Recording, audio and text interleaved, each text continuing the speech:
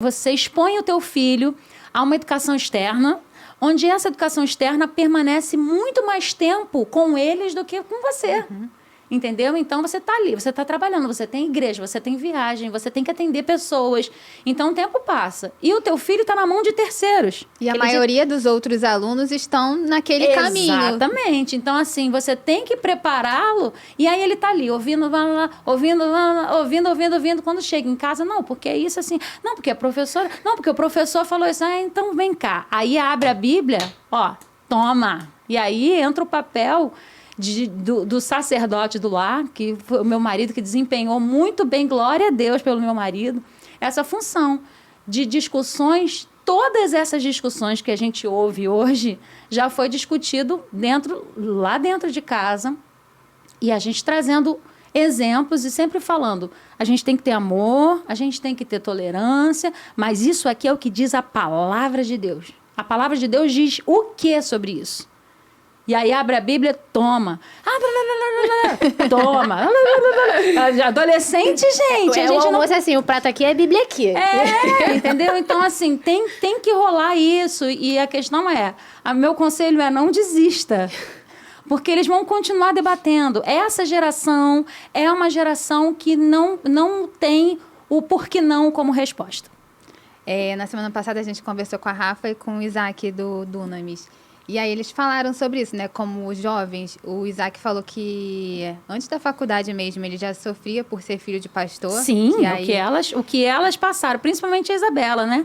De carregar isso nas costas, e às vezes nesse debate, nessa fase que eu falei para vocês, dos 12 anos, de receber nomenclaturas. A gente fala sobre intolerância, mas a intolerância também com o evangélico é muito grande, ao ponto dela chegar e não ter vergonha. Não, e não é só ser evangélico, ela é ovelha do pastor Silas Malafaia. Isso, exatamente. Então ela chegava dentro de sala de aula e era questionada: você é filha de pastor? Desculpa aqui a palavra, mas pastor é ladrão. Entendeu? Cara, eles falam, a Rafa e o Isaac falaram esse teu tênis aí é o dízimo que tá pagando. Exatamente. Aí ela falou: não, o meu pai não é ladrão. Você pode estar falando de qualquer outro pastor, mas os meus pastores não são assim. E eu não aceito. E começava...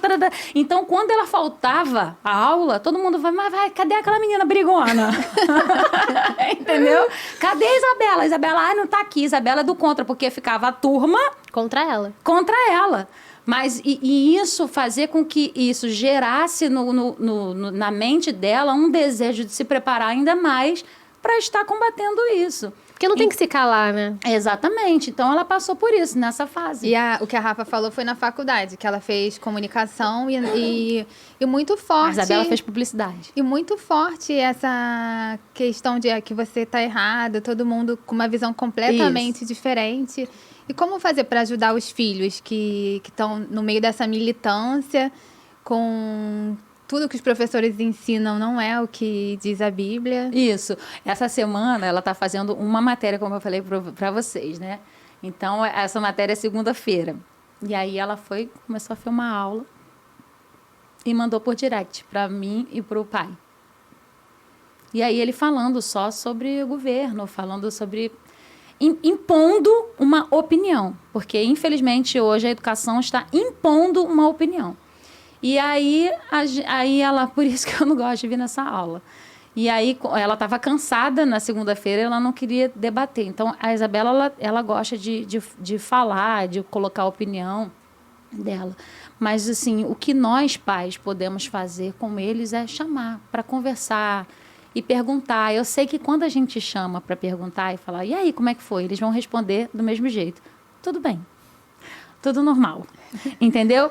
Mas assim, quando você puxa um fio na discussão, é dentro do carro, é dentro do ônibus, é numa mesa do restaurante, você puxou um fio que desengatou, escuta o que ele tem para falar e fala. Entendeu? É cansativo. É algo que é cansativo, mas nós, como pais cristãos, não podemos desistir de passar a nossa informação e o nosso conhecimento. Então, assim, o que a gente puder é proteger a mente deles, não colocando eles dentro de uma redoma, mas trazendo a informação que é a correta. Então, toda vez que ele chegar com uma informação, você trazer a contra-informação. E, para isso, a gente precisa estar antenado com o que está acontecendo. Então, o que eu vejo hoje são muitos pais alienados com o que está acontecendo no mundo. Então, eles não têm como conversar e debater com os filhos. Aí o filho, com razão, fala assim, meu pai não sabe de nada. Minha mãe está desatualizada.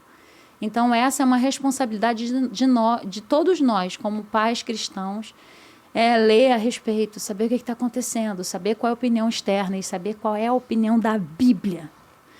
Acima de qualquer coisa. Não a opinião do líder, mas sim o que diz a palavra de Deus. Porque se a gente tiver como direcionamento a palavra de Deus, a gente vai conseguir trazer essas respostas, porque a Bíblia tem resposta para tudo. E acho que cada vez é mais cedo, né, que chega isso. A ideologia de gêneros agora para crianças que estão colocando, que no meu tempo não me recordo disso. Sim. Mas hoje a gente já vê para crianças a questão do aborto sendo tratada como se feminismo fosse correta. Cada vez está ficando mais difícil, né? Como que eles têm atraído os jovens, as crianças, que acho que é por esse meio que estão tentando enganar, né? As crianças. E entrar na mente deles. Então, meu marido até falou essa semana, ele estava revoltado, eu vou lá assistir uma aula, quero ver. Eu falei, mas você vai fazer o quê? Se você começar a responder, vai criar uma discussão lá, entendeu? E não vai valer a pena. Eu acho que quem tem que falar é quem está lá. E quem está lá, no caso, é a Isabela, são os outros alunos. E às vezes tem muito aluno cristão 007, né? Que fica lá, que se cansa e fala assim, eu não vou entrar nessa discussão. Porque realmente não tem um chamado para entrar na discussão. Mas precisa de saber o que é o correto e o que é o copia e cola. A gente está vivendo num tempo onde a informação está sendo copia e cola, passa. Copia e cola, passa para frente. Então, esse aqui é o medo, essa aqui é a preocupação de cada um de nós na liderança, como pais de jovens e adolescentes. É o copia e cola, porque o teu filho já chega em casa programado. Então, você tem que exaustivamente desprogramar essa mente todos os dias.